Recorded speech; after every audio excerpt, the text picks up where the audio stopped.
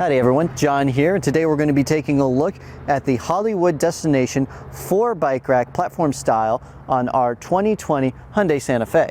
Now let's say you and some friends, a group of friends, want to go to the trail on your Santa Fe, but you want to take all of your bikes there, up to 4 bikes, and you want the stability of a platform style, but you also don't want to break the bank and still carry all your bikes. This is the kind of bike rack that you're going to be looking at. Now, let's take a closer look at some of the specs of this bike rack. Now, a couple caveats to keep in mind whenever you're choosing this is to think about what your bike is and how it will react with this bike rack. Now, the weight capacity for this is going to be 150 pounds in total, but let's say you have 1 or 2 bikes. Each one of the bikes can be up to 40 pounds, so that's something to keep in mind.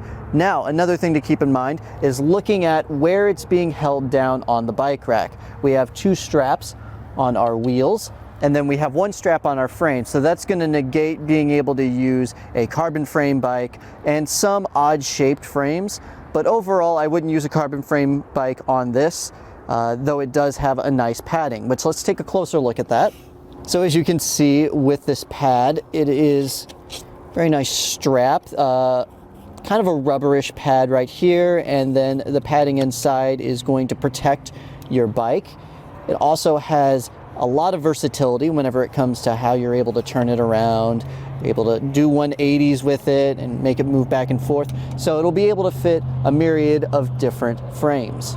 Okay, now let's take our bike off and take a closer look at the bike rack. We're going to start with the wheel straps. So we're going to pop that out, get them all moved out. Now, something to keep in mind while we're taking this off is we are going to have to kind of work around with how long this is out. So I'm going to hold onto my bike, pop this out.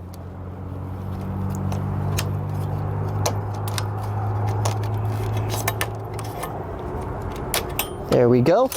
And we can lift this off and over, but there is a lot of distance. It may be a little bit easier to bring down the mast.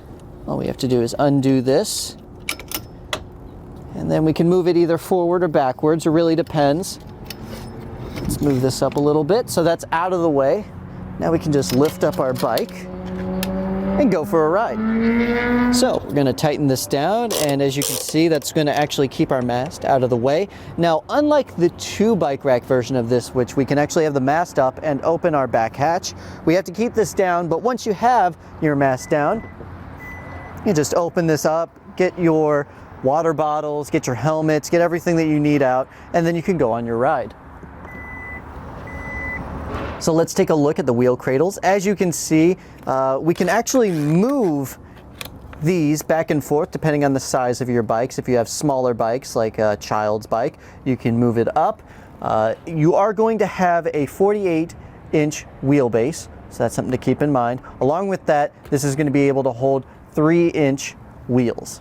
So let's take a couple measurements. Something to keep in mind whenever you're backing up or you're trying to park is the fact that there is a lot of length added to the back. So let's check and see how much there is. From the back of your car to the back is going to be 39 inches. That's a lot of length, so that's something to keep in mind. And let's actually check and see how much ground clearance we have. The ground clearance is going to be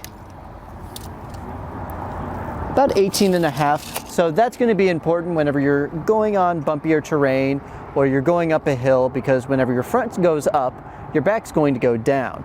So considering this comes out a little bit farther, that is something to worry about. So something that we're going to do now is show the tilt up feature. We're going to want to take this pin out and undo this. This is going to bring down the length that we have popping out from the back of our vehicle. So as we tilt this up, I'm going to want to find where the hole sits. Let's see, right there. Then we will tighten this down. Ooh, there we go. Now that it's fully tightened down, let's get some measurements. Let's see how far it comes out now.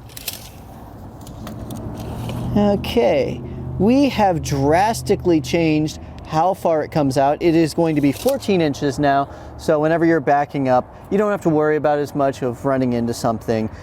It goes straight up. It's very out of the way. Let's see how close it actually gets to our vehicle now, considering it is closer. So this is going to change depending on how you have everything placed. But it's going to be about the closest point is maybe 2 inches away, but you can move these out of the way. So let's say with it all moved out of the way, it's going to be about 5 inches. So taking a look on how it fits with the rest of our vehicle in this position, the back of our windshield is going to be completely fine to look through. Our lights for the most part are going to be still useful. It's going to cover up a little bit right here and on the side, but whenever it comes to our license plate, it's completely covering our license plate and our backup camera, so that's something to keep in mind. It won't be able to see as much whenever you're backing up, but let's take a closer look of what it looks like whenever we actually have the backup camera on. So as you can see, we can't really see much. This is unfortunate. Whenever you're backing up, you're going to have maybe somebody else helping you whenever you're getting into a campsite or the trail. And I'll be honest, the backup sound that we hear, because it's obviously right in the way, isn't the greatest. It's an unfortunate symptom of having it on the back here, but you'll be able to work around it. So as you can see, we have a 2-inch shank here. It does have a bit of a rise, which explains why whenever we had it up a little bit higher, it's going to be actually higher than the shank itself. Now, it does come with an anti-rattle bolt and a lock. Now let's take a closer look at how the anti-rattle mechanism works. So with this anti-rattle bolt in, when we have it engaged, you can see I'm shaking the vehicle more than I'm actually shaking the bike rack. It stays right on place, so whenever you're driving around and you have some jostling going on, you're not going to worry about your bikes going flying. This is our test course. Let's start with the slalom. This shows side-to-side action, such as turning corners or evasive maneuvering. Then, onto our alternating speed bumps. This shows twisting action, such as hitting curbs, potholes, road debris, or even uneven pavement. So my final thoughts on the Hollywood destination is, if you're looking for a platform style 4-bike rack, it's a really good choice. It's a good entry level if you want to get a lot of people out to the track and you want to start going for rides. It is, for the most part, pretty lightweight and easy to put away, though I do recommend, if you want some more premium features, something that you can use your carbon frames on, that we do have the Kuat NV that can go up to 4 bikes. That's really the only other one. This still works great, and I feel very comfortable having this on the back of my vehicle. And that was a look at the Hollywood destination 4 platform style bike rack on our 2020 Hyundai Santa Fe. My name's John. Thank you for watching.